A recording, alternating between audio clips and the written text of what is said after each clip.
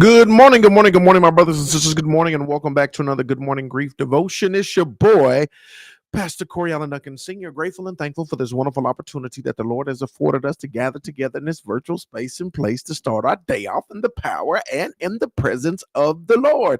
This is indeed the day that the Lord has made. He has commanded us to rejoice and to be glad in it. Y'all, this is the daily grief devotion that is strategically designed to help you to navigate through your grief one day at a time. What is grief? I'm so glad you asked. Grief, my brothers and sisters, it is the natural, normal, and necessary response to loss, change, and transition that results in the expressions of feelings and emotions. That grief is what you feel on the inside. Mourning is how you reveal it on the outside. Therefore, we don't suppress it, but we express it.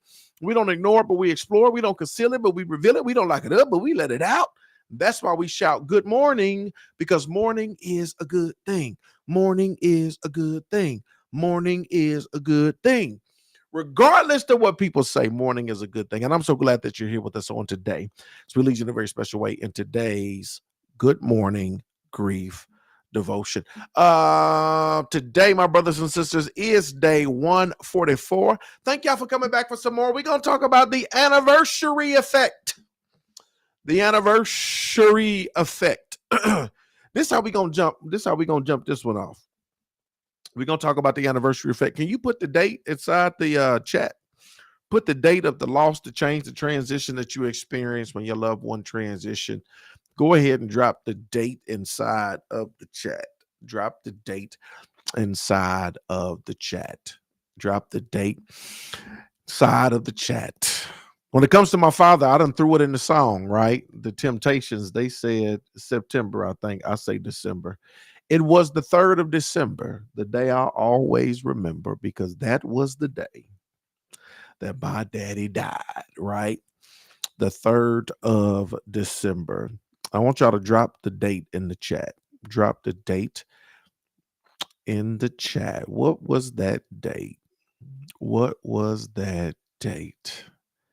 The date that everything changed. The date that everything changed. What's that date? What's that date? Miss Thomasina said 12/11/24. 12/11/24.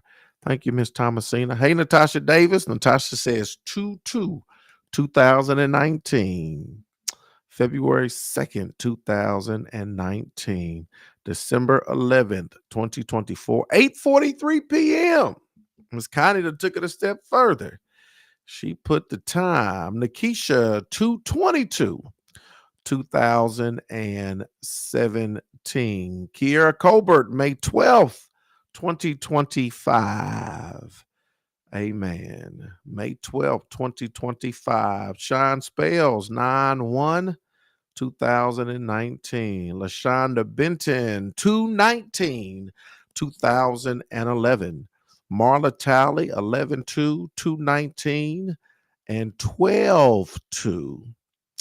And 12/2. Willette, 9/25/2018. Miss Linda said June 19th, 2021.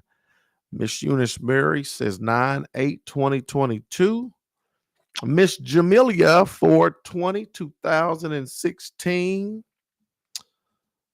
Mother Duncan 5/1/1999. Stacia Holloway 1/4/22, the day before her birthday. Amen. Thank y'all for dropping that in the chat. Anybody else? Anybody else? Why? Well, why are we dropping these dates in the chat? Because we're going to talk about the anniversary effect.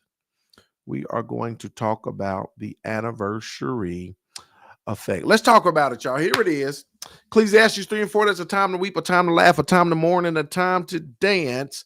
You're going about your life, maybe even having a decent day, and then suddenly, without warning, the grief returns like a wave you didn't see coming. You feel heavy, emotional, restless, or withdrawn, and then you look at the calendar and realize it's that time of the year again. How many of y'all can relate to that? How many of y'all can relate to that?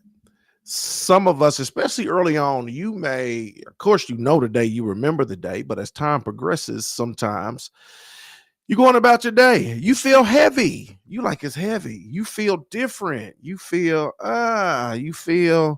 like what am I feeling? What's going on? And all of a sudden you look at the calendar and you like, oh my God.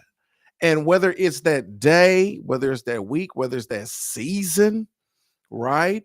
You start to feel it. You start to you start to feel it, right? She said, Mama 925 went in on my wedding anniversary, 912 dad, 915 too. Yeah.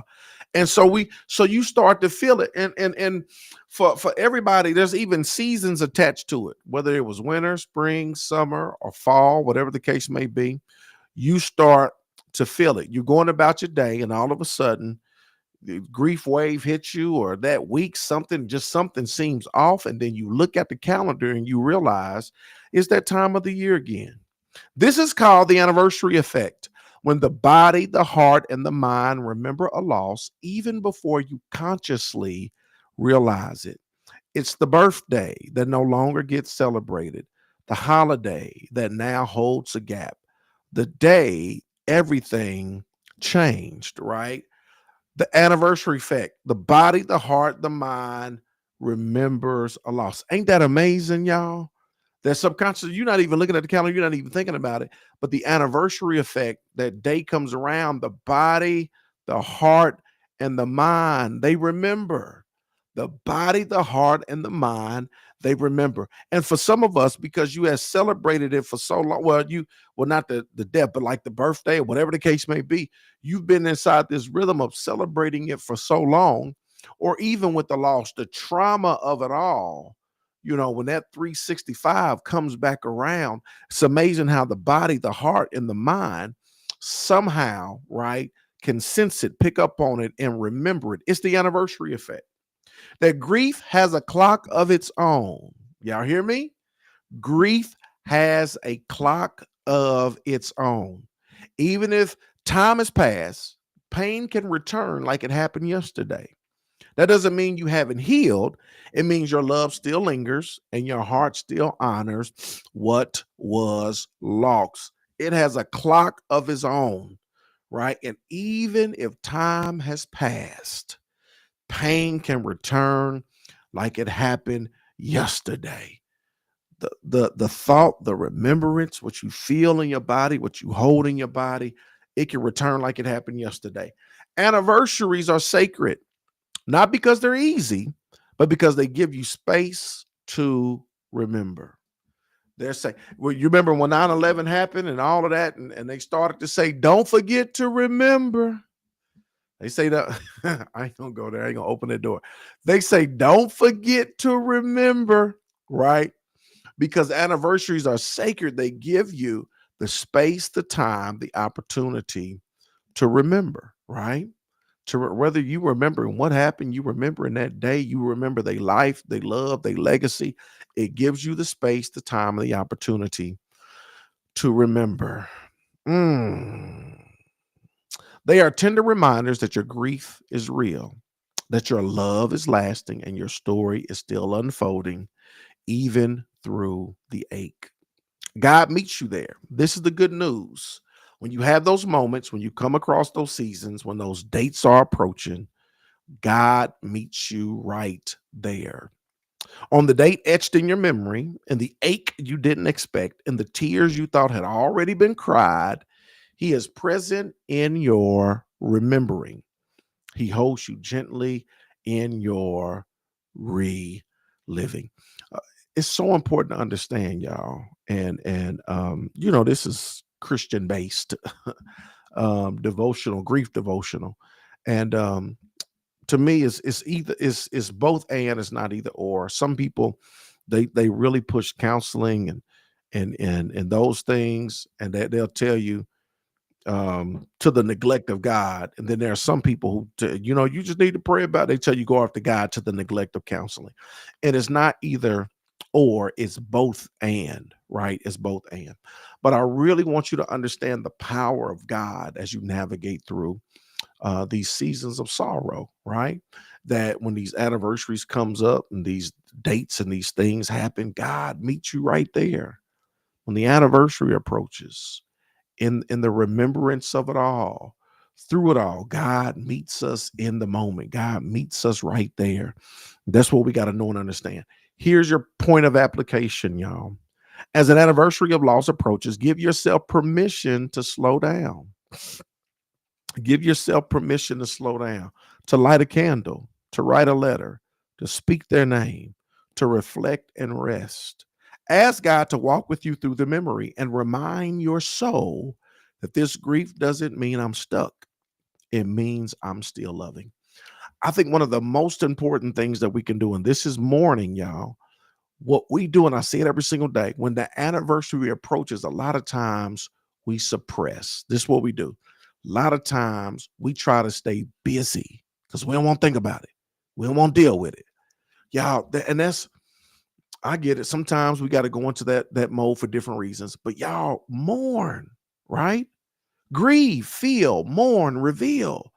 When the anniversary approaches, that is a wonderful opportunity for you to mourn, right? You should be doing check-ins anyway, but that's a wonderful opportunity for you to be able to mourn, right? To give yourself permission to slow down, light a candle in honor of the individual, write a letter, speak their name, reflect and rest. Do just something, whatever you do, right? Whatever you do, but have the opportunity to remember, have the opportunity to reveal outwardly what you feel inwardly. And remember, release brings about relief. And so as those anniversary dates approach, y'all, I have now been given some tool tips, techniques, and some takeaways to help you to navigate through those seasons. Today, my brothers and sisters, is day 144. Thank y'all for coming back for some more. We are talking about the anniversary effect. Tasha says, every time I'm trying to mind my business, but the body keeps score, and I'm always a little off. Yep.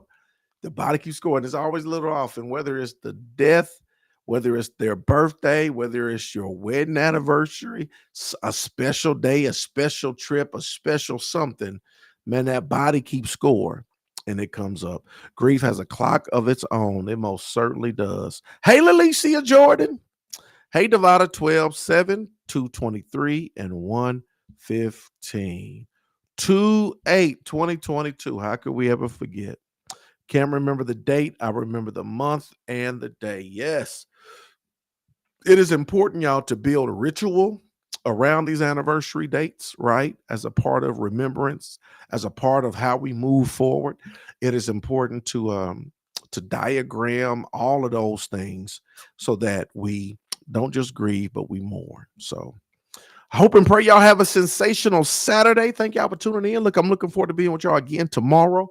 Same time, same place for another Good Morning Grief devotion. I love y'all. Have a good day.